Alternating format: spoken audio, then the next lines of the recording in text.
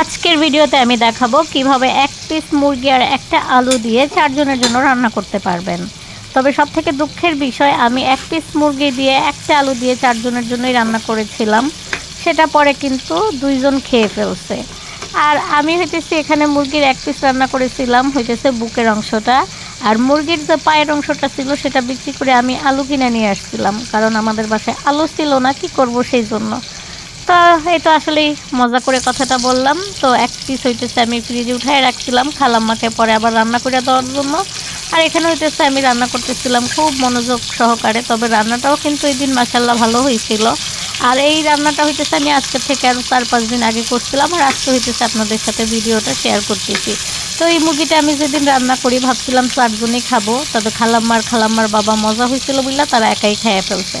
আর আমি তো মুরগি খাই না, আর এই মুরগি তারা খাইয়া কিন্তু হজমও হয়ে গেছে। আর সেই ভিডিও আজকে আমি হইতেছে শেয়ার করতেছি। আসলে আমার শরীরটা ভালো না, গত পরশু দিন থেকে আমার হঠাৎ অনেক জ্বর আর ঠান্ডা। আমি একটু আমার বেস্ট ফ্রেন্ডের বাসায় গেছিলাম, তো আসার পর থেকেই দেখি শরীরটা ভালো লাগতেছিল না। পরে রাত্রে হঠাৎ করে অনেক জ্বর আর ঠান্ডা, এখন পর্যন্তও কিন্তু ঠান্ডা। জানি না ঠান্ডাটা বোঝা যাইতেছে কিনা, ঠান্ডা কিন্তু নাক মুখ বন্ধ হয়ে আছে। আর এই যে এখানে হইতেছে আমি মুরগিতে আদা রসুন দিব বইলা আদা রসুনের বাটিটা ভিজাই দিছিলাম পানির মধ্যে। আদা রসুন এরকম খাইস্টামি করতেছিল, সে সহজে হইতেছে ছুটতেই ছিল না, মানে তাকে কিভাবে দিব। পরে আমি না পেরে আরেকটু পানির মধ্যে পরে নিচে একটু গরম পানি দিয়ে দিছিলাম যেন তাড়াতাড়ি গলে যায়, কারণ এখানে আমার কড়াই পুড়িয়া যাইতেছিল।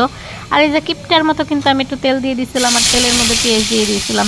আমি কিন্তু প্রায় সময় ভিডিওতে বলি যে আমি কিপটার মতো রান্না করলাম, কিপটার মতো তেল দিলাম। যেমন আজকে আমি কিপটার মতো এক পিস মুরগি দিয়ে 4 জনের জন্য রান্না চড়াই দিছি, কারণ এক পিস মুরগি দিয়ে কীভাবে 4 জনের জন্য। আর এখানে কিন্তু দেখা গেছে মুরগির পিসগুলো ছোটো নাকি বড় আমি জানি না। আমি হইতেছি একটা মুরগিকে 4 পিস করে নিয়ে আসছিলাম, নিয়ে আসার পর এক পিস করে খালাম্মাকে রান্না করে দেই।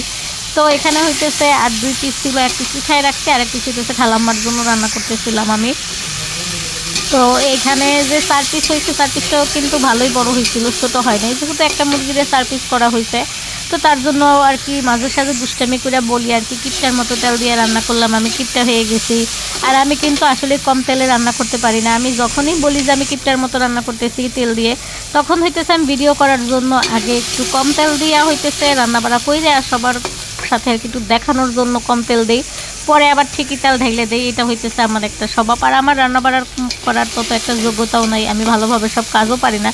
রান্নাবাড়া আমার মাই করে, যেহেতু আমি সবসময় বলি যে যাদের মা এখনও বেঁচে আছে আমরা একবার হলেও বলবো আলহামদুলিল্লাহ, কারণ মা তো মাই। আমার মা নিজের হাতে সবসময় রান্না করে, আর মায়ের রান্নায় এই পর্যন্ত খাইয়ে আসতেছি। হঠাৎ মাঝে সাঝে যদি আমার ইচ্ছা হয় আমি খালাম্মাকে খালাম্মার বাবাকে একটু আমার নিজের হাতে করে রান্না করে খাওয়াবো, তখন হইতেছে আমি রান্না করতে যাই, কারণ আমার রান্নাবাড়া তত একটা ভালো হয় না, আমার আন্দাজ নাই কোথায় কতটুকু কোন মশলাটা দিতে হবে। দেখা যায় একটু কম হইলে তারপরও বুঝি, বেশি রান্না হইলে কিন্তু আমি বুঝি না।